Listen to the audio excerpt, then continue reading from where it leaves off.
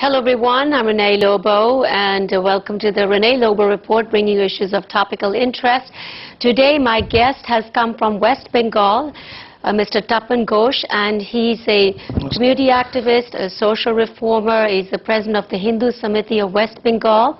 He's also has written many books, including books on Dr. Ambedkar, who is the father of the Indian Constitution, the fate of Hindus in West Bengal, as well as on Swadeshi movement. So he's here to tell us all about his activities in West Bengal and the reforms that he's tied up with. And we're very happy to have you here with us, Mr. Ghosh. Thank you. I know it's been a very tight visit. You've just come back from Washington, D.C. Yeah, just. And tell us now, tell us the purpose of your visit to the United States. Actually, I have been invited by Indian American Intellectual Forum and Temple Society of North America to observe a Hindu Unity Day, Right. which was on 8th August in Ganesh Temple in Flushing. Right. And also I was invited to attend a Hindu Memorial Day on 14th August in Houston, that was organized by the Hindu Congress of America. These two organizations invited me to attend their program, and therefore I came to America. I see. So you are doing a lot in uniting Hindus, especially in West Bengal. But I believe that they almost 83% in that state are Hindus. So is there a need for, this kind of... Actually, the situation now has been drastically changed. Now Hindus population decreased to 70% or 71%. No, 70% Hindus now in West Bengal. So originally they were over 83%. Yes, in 1947 when India was divided and Bengal was divided and East Pakistan was created, at that time Hindus were 81% at that time in 1947, and Muslims were 19%. But within these 63 years the Hindu population has decreased into 70%, Christian about 1%, and Muslims, their number increased from 19% to 29%. So that is the exact position now in West Bengal. And also in 3 districts Hindu have become minority. And these are, which are the 3 districts? Murshidabad, Malda and North Dinajpur. These 3 districts Muslim have become, they became majority, and Hindu have become minority. And apart from these 3 districts, there are at least 65 developmental blocks among these districts which are Muslim majority and Hindu minority. Yeah. How did this shift take place? Because in our India, unfortunately, although it is called a secular state and democratic state, but there are 2 separate laws under our constitution for the Muslims and non-Muslims. Non-Muslims have to observe single marry, one marry rule, but Muslims are allowed to marry 4 times. They are allowed to maintain 4 wives simultaneously, and they do not observe family planning. Their rate of growth is much more. Just if you take the decade wise the growth rate of Muslims and non-Muslims, then you will see that in the last decade the Hindu growth rate was 14% and Muslim growth rate was about 26%. So number one, they do not observe family planning, and their rate of growth is much more higher. And another very important reason is that the illegal migrants from Bangladesh, they come over to India crossing, because we have a porous border. There is no natural boundary, no hill, no river, no natural boundary. So in lakhs, in millions, these illegal migrants, they come from Bangladesh to India, and their first destination is West Bengal or Assam. Therefore these 2 provinces, Assam and West Bengal, its situation has become very sensitive. Right. And what is the government of West Bengal doing about this? Actually, government of West Bengal, they are till now communist government, and government of India, Congress government. Both the government are run by the political parties, And these political parties, they bow under the pressure of the Muslim vote bank. Because they have a pattern of voting, they get their instruction from their religious heads and they vote there. Therefore, every political party, they are after, they do everything to appease these minority religious leaders to get their vote.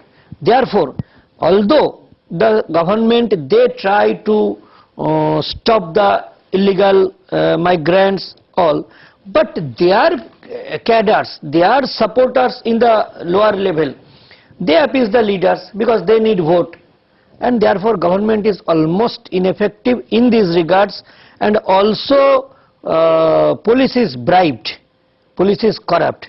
Therefore this illegal migration and all other things, atrocities on the Hindus, the women trafficking, all things are going on.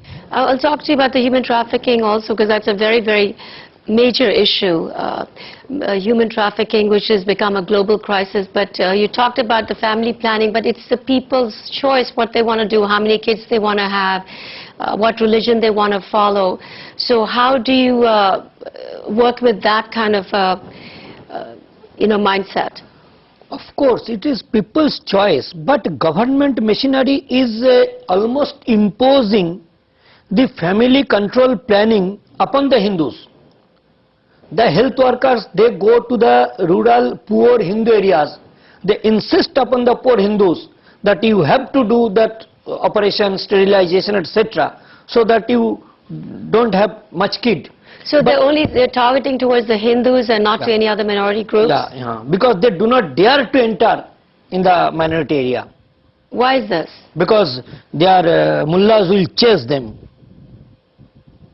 Therefore, the government authority is almost ineffective and non-existent in the minority areas. Even it does cases in Delhi also. There is one slum area, Silampur Basti. There police can't enter. You know, in 1984, in our Calcutta, one very bright, upright police officer, he was an IPS officer. His name was DC Port Binod Mehta, Deputy Commissioner of the port area, because there is a Calcutta port. And Binod Mehta just chased a smuggler, and he entered in a minority area, and he was brutally killed. And it is very unfortunate that police cannot dare to enter in the minority areas and do that. And therefore health workers, they are not actually permitted to enter in these minority areas. People just thrust them out. So and you know, that there is a big campaign of polio vaccine. Right. Even the campaign from the mosque, no, don't take that polio vaccine. It will make you impotent.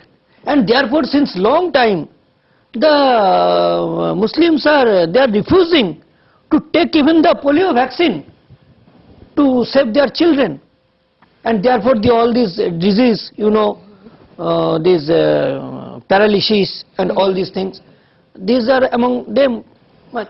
Because they have a suspicion that with this polio vaccine, government or America is trying to impose. So then there is a need for education and awareness.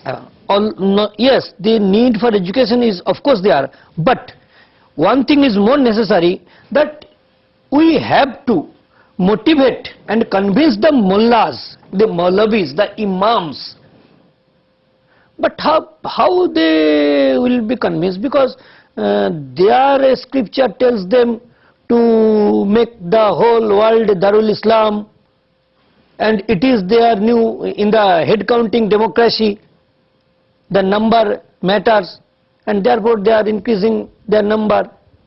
So now, as President of the Hindu Samiti of West Bengal, what are the activities?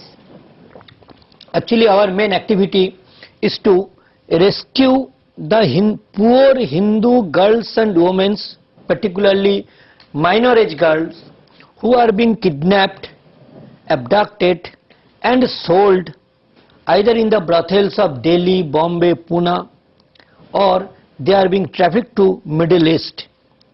these poor parents, they cannot go to, they go to police station, but since police is taking bribe from these traffickers, so they do not register the case.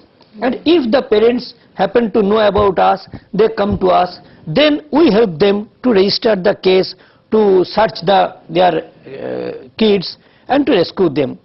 And even after rescuing them, it is our duty to rehabilitate them. This and apart from this, there are many incidents of atrocities upon Hindus, particularly desecration of our temples, breaking of our deities, and molestation of our Hindu girls, particularly in the girls' schools and colleges, and particularly in the time of festivals. And there we try to protect the honor of the Hindu women and protect our temples and deities, and also the land grabbing that is also going on in all these